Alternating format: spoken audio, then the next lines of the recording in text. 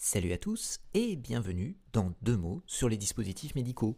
Je suis Nicolas Martelly, pharmacien hospitalier et enseignant-chercheur, spécialiste du dispositif médical. Aujourd'hui, voyons ensemble une technique de prise en charge des fractures vertébrales, la kyphoplastie. 2 mots sur les dispositifs médicaux, le podcast qui ne vous fait pas le café, mais qui vous en dit plus sur les dispositifs médicaux.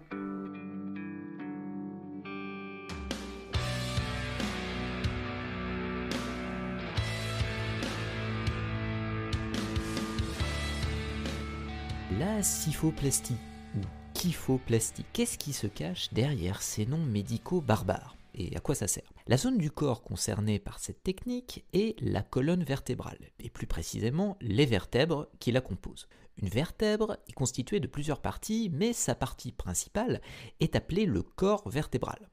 Or, dans plusieurs situations pathologiques, ces corps vertébraux peuvent subir des fractures conduisant à un tassement de la vertèbre qui perd de sa hauteur, comme on dit. Cela se passe le plus souvent au niveau des vertèbres thoraciques et lombaires.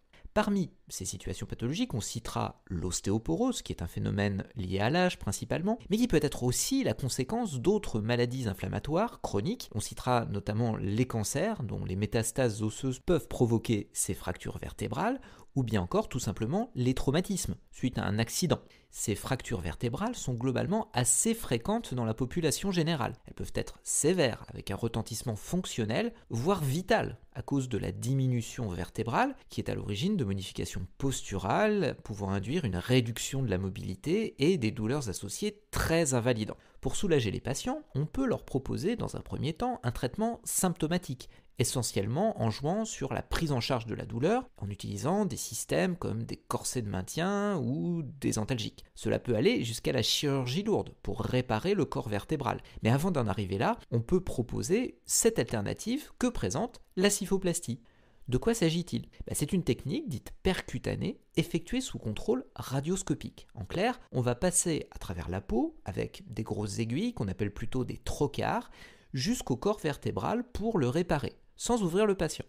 Le principe est de restaurer la hauteur du corps vertébral qui s'est effondré en créant une sorte de cavité dans l'os, soit grâce à un ballonnet, soit grâce à un implant, et puis ensuite on va combler le tout avec du ciment. Donc je répète parce que c'est un peu technique. Donc grâce à un ballonnet ou à un implant, on va dégager un espace dans le corps vertébral qui va retrouver sa hauteur perdue, et pouf, ou étac, comme vous préférez, on injecte du ciment pour combler l'espace qu'on a créé.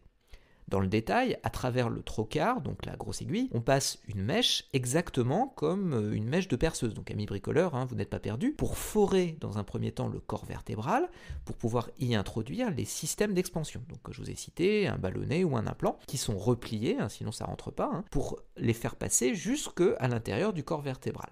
Une fois que le ballonnet, par exemple, est dans le corps vertébral, on va le déployer tout doucement, progressivement, et quand on atteint le niveau d'expansion désiré, c'est bon, on peut injecter le ciment qu'on aura préparé sur le moment, en étant super vigilant qu'il n'y ait pas de fuite, car nous verrons après, c'est un des risques principaux de cette technique. À propos de ciment, j'en entends déjà certains me dire, mais le ciment, c'est un dispositif médical, ce serait pas plutôt un médicament?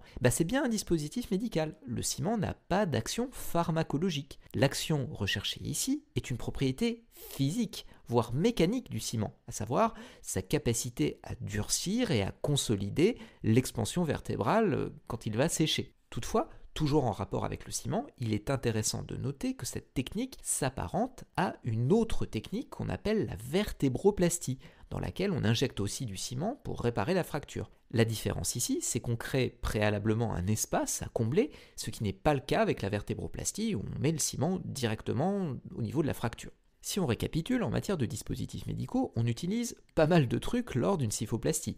Un trocar d'accès, un système d'expansion, qui peut être un système à ballonnet, ou bien un implant type stent monté sur un ballonnet, ou encore un implant type cric, comme celui pour réparer un pneu de voiture, ou encore un autre type d'implant, le spiralé. Bref, on a le choix dans le système d'expansion. Ensuite, on a aussi besoin de seringues et de canules pour injecter le ciment. Et bien sûr, on a besoin de ciment. Parmi les ciments, là encore, on a l'embarras du choix entre les ciments acryliques à haute ou à basse viscosité et les ciments phosphocalciques. Comme je vous le disais, l'intervention se fait sous radioscopie et donc elle peut être effectuée soit dans une salle de radiologie interventionnelle ou dans un bloc opératoire traditionnel mais équipé d'un système de radiologie adapté.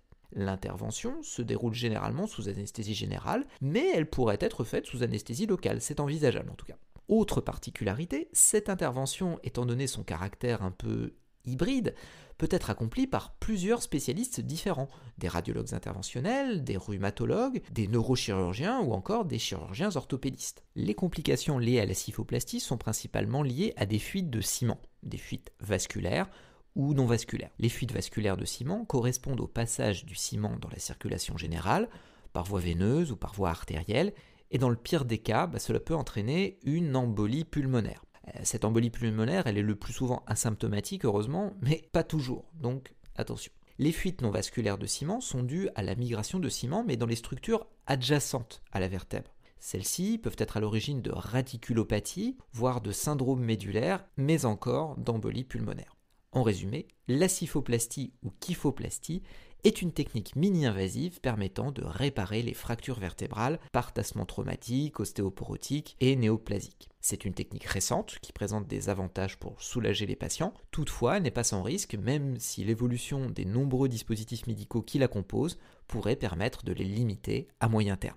Ici s'achève cet épisode de 2 mots sur les dispositifs médicaux. Si cet épisode vous a plu, un petit pouce bleu s'il vous plaît si vous m'écoutez sur YouTube et quelques étoiles si vous m'écoutez ailleurs. N'hésitez pas à laisser des commentaires et à vous abonner pour ne pas manquer les prochains épisodes. Merci beaucoup pour votre écoute et je vous dis à très bientôt. Salut à tous!